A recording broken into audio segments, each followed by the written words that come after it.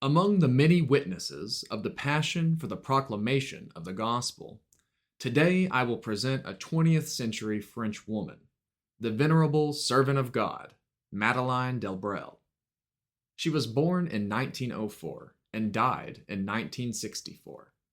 She was a social worker, writer, and mystic, and she lived for more than 30 years in the poor, working-class outskirts of Paris.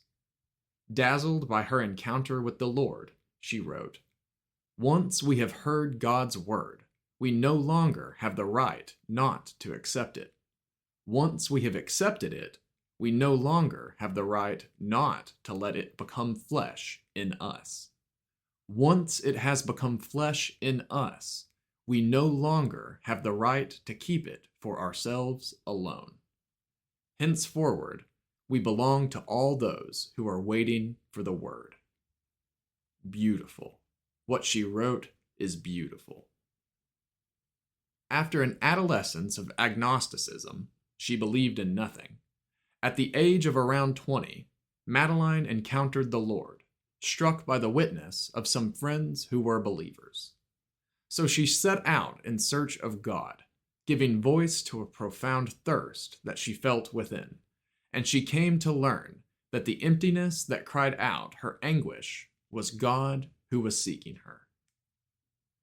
The joy of faith led her to choose a life that was given entirely to God, in the heart of the church and in the heart of the world, simply sharing her life in fraternity with the street people. This is how she poetically addressed Jesus.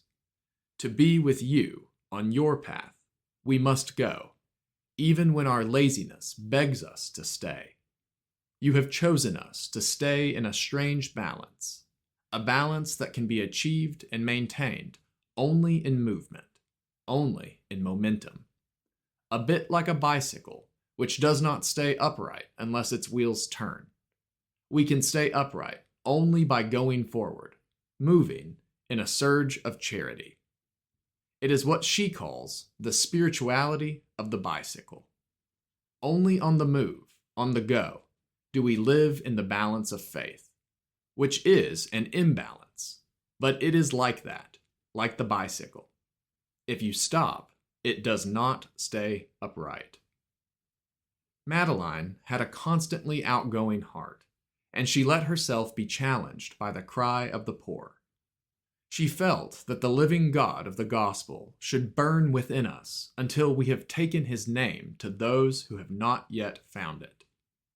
In this spirit, oriented toward the stirrings of the world and the cry of the poor, Madeleine felt called to live Jesus' love entirely and to the letter, from the oil of the Good Samaritan to the vinegar of Calvary, thus giving him love for love.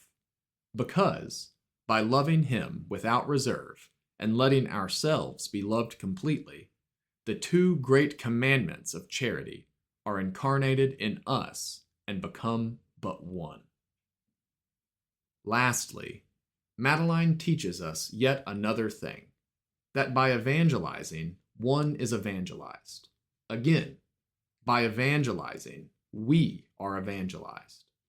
Therefore, she used to say, echoing St. Paul, "Woe to me if evangelizing, I do not evangelize myself."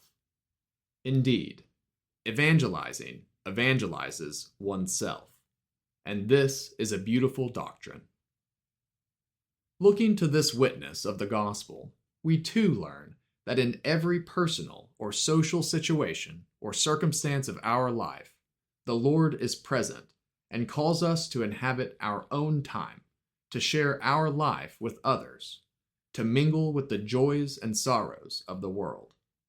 In particular, she teaches us that even secularized environments are helpful for conversion, because contact with non-believers prompts the believer to a continual revision of his or her way of believing and to rediscovering faith in its essentiality.